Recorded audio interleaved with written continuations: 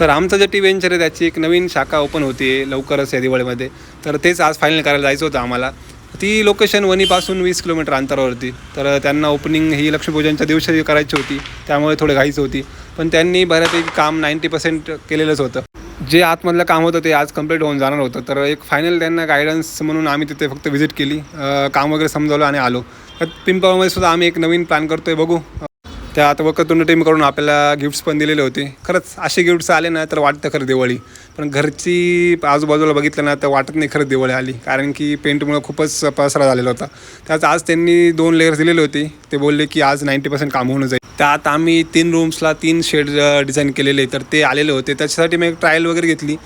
Colour सूट होतो आहे का नाही ते सांगा. आणि ते बघण्यासाठी आमचा मेन सुपरवायझर बसलेला होता. म्हणून म्हटलं ठीक आहे, निवांत आहे मी आता, मला पिंपळाला जाऊ शकतो.